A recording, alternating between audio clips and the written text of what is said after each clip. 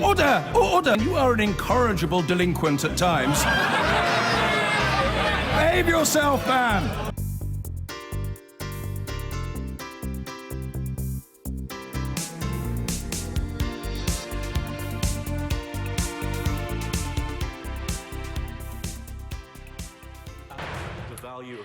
Let's take you live to the Commons now, where the International Trade Secretary Liam Fox is answering an urgent question about the tariffs President Trump has imposed on imports of steel and aluminium. Particularly on grounds of national security.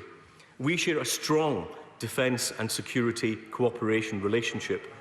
As close allies in NATO, permanent members of the UN Security Council and nuclear powers, close cooperation between the UK and US is vital to international peace and security, and other EU states are also key players in transatlantic security cooperation.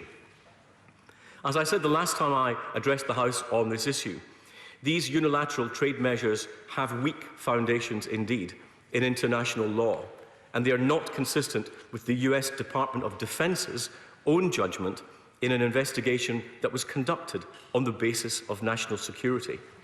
We believe that the EU should have been permanently and fully exempted from the unjustified measures on steel and aluminium. We will continue to make this case at the highest level in concert with the EU. Our priorities now are to defend the rules-based international trading system, which supports growth, consumers and industry, to ensure that this does not escalate and risk further undermining world trade, and most importantly, to protect the interests of British industry.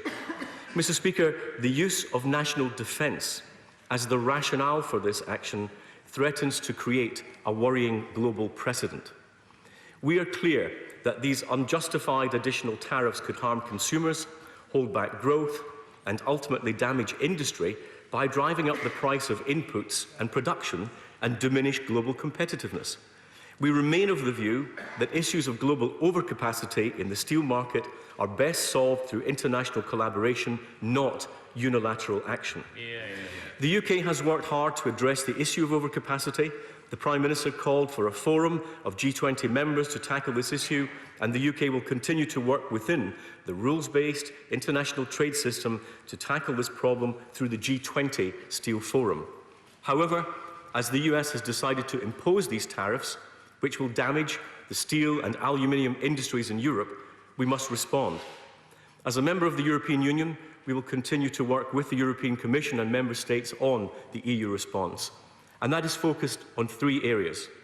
Firstly, the European Commission is preparing to introduce immediate duties on the US ahead of a WTO dispute. Following a unanimous decision by Member States, the EU notified the WTO of a potential list of product lines on the 18th of May and could trigger tariffs on this list from the 20th of June. The Commission is required to seek Member State approval a second time in order for any of the countermeasures to come into effect. Specific timings are yet to be determined by the Commission.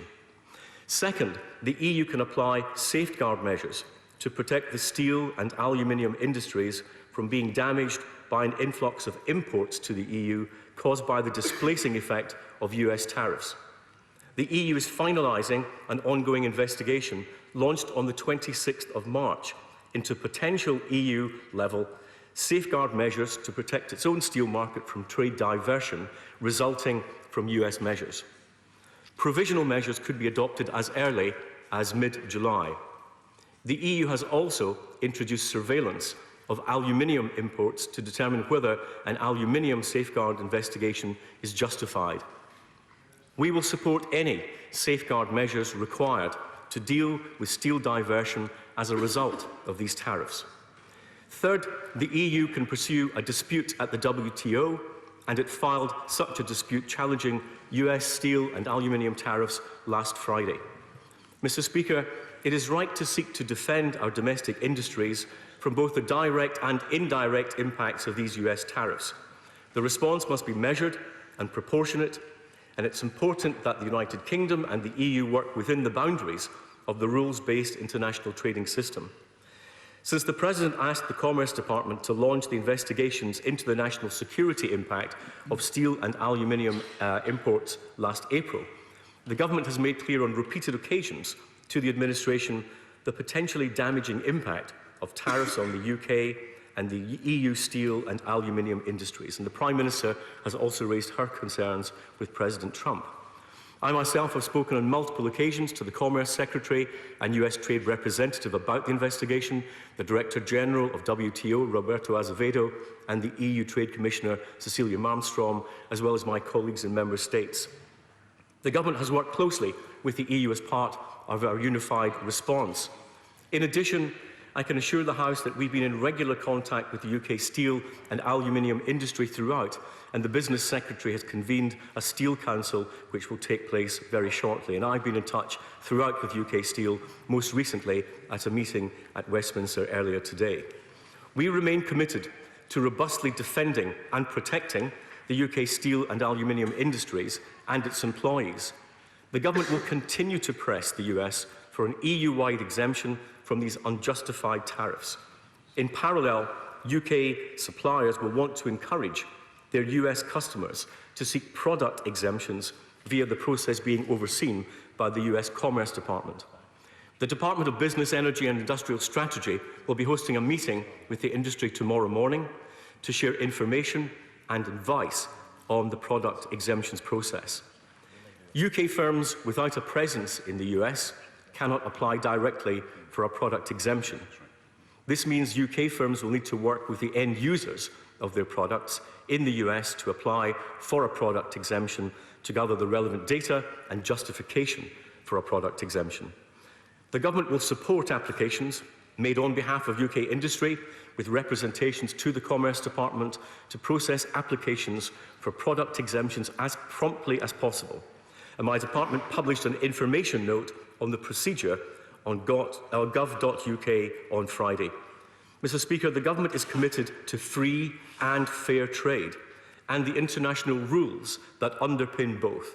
We will seek to promote and protect those rules alongside the interests of British industry. I commend the statement to the House. Mr. Barry Gardner.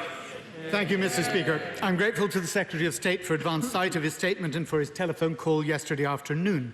The Secretary of State is a very courteous man, but no amount of courtesy can hide the fact that he and his party have a record of failure when it comes to defending our steel industry. When China began dumping its overproduction into the European market back in 2015, it was his government that opposed stronger defence measures by the European Union and precipitated a crisis for producers in the UK that led to the loss of companies like SSI and the 1,700 jobs at Redcar. This was not some civil service mistake, it was ministerial ideology. Ideology that has been confirmed by their refusal to accept the amendments that we tabled to both the Customs Bill and the Trade Bill, precisely to strengthen the trade defence measures we could take against such illegal action.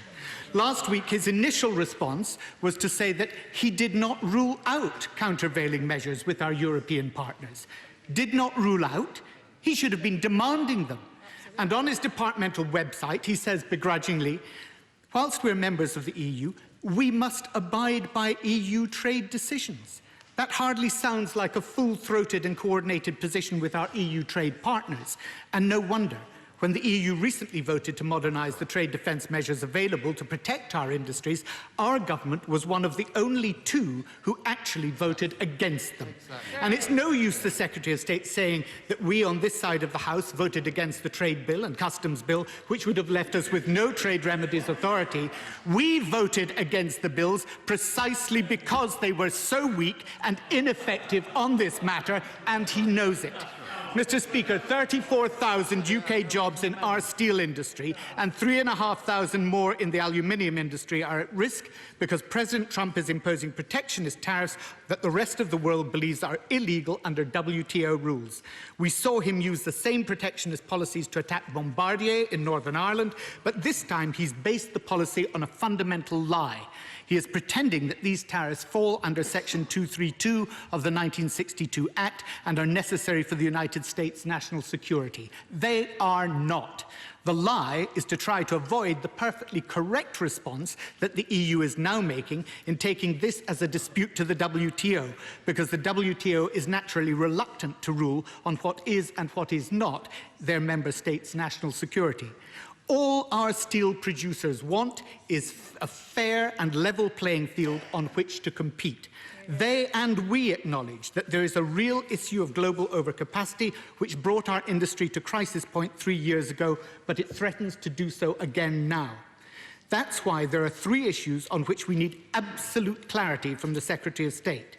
First, will the UK give the required consent in order to trigger the countervailing measures and enable them to come into effect on June 20th? The implication of the statement is that he will, but I would ask him to leave no doubt. The greatest threat to jobs, the second point, is perhaps not directly from the loss of trade into the USA as a result of tariffs. The USA only accounts for 7% of our steel and 3% of our aluminium exports. The real danger is from the products diverted from other countries who can no longer export into the US being dumped here.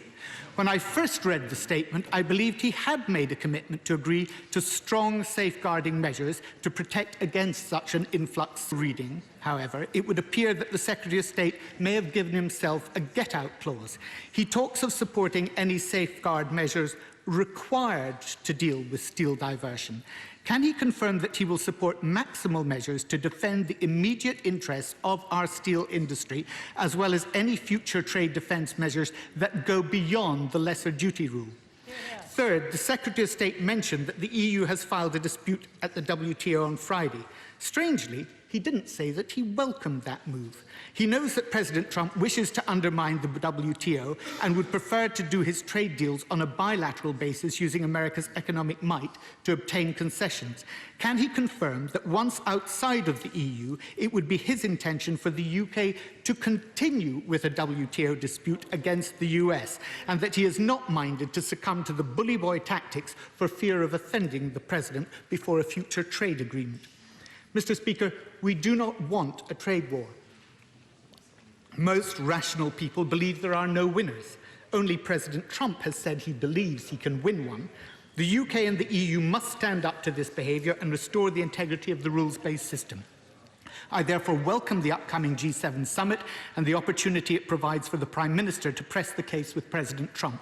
Will the Secretary of State assure the House that, however diplomatically embarrassing it may be for Canada as the host country, the UK will insist that this matter is given a high priority on the formal agenda and not relegated to the sidelines? The Prime Minister must persuade other leaders to respond to the fundamental problem of global oversupply, as well as the unjustified action of the United States. 37,500 workers in the UK whose jobs depend on these industries will expect her not to fail them. Secretary of State. Mr. Speaker, I'm grateful to the honourable gentleman. He's right that there is a question of global overcapacity. He's right that, as I said, that must be tackled on a multilateral basis, because it cannot be effectively tackled on a bilateral basis by the use of tariffs. It is not going to be a successful way of dealing with it, and what it has resulted is a great deal of energy being spent on blue activity rather than dealing with the issue at source.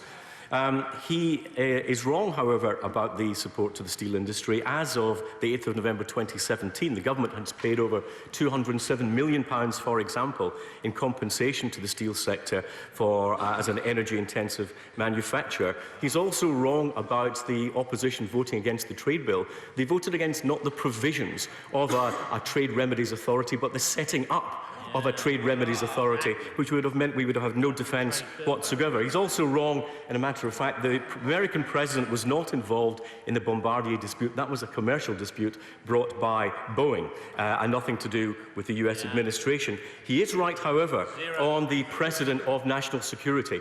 The problem with using national security, as has been done in this case through the 232 mechanism, is twofold.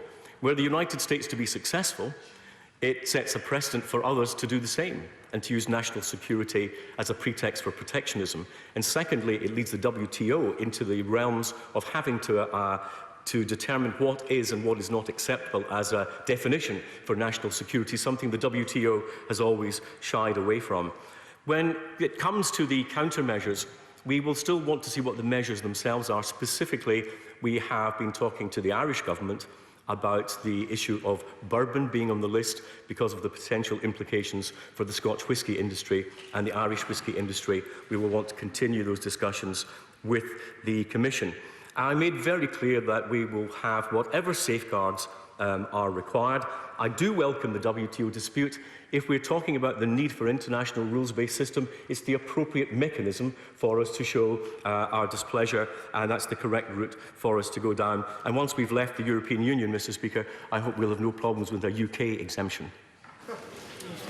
Mr. Jacob Rees-Mogg. Thank you, Mr. Speaker. Will the President of the Board of Trade confirm that we are obliged not to seek an exemption for ourselves because of the duty of sincere... Well, we've just heard from the International Trade Secretary Liam Fox in response to the US imposing trade tariffs on steel and aluminium on the European Union. Liam Fox saying the use of national defence as a rationale threatens to create a worrying global precedent. He described it as unjustified, echoing the words used by the Prime Minister Theresa May in a phone call to President Trump a short time ago, and talked about the UK's response to those tariffs. Let's get more on this now from our chief political correspondent, John Craig, who's in Westminster. Questioned at length by Barry Gardiner, his opposite number, about how the UK would respond to this. What did we learn, John?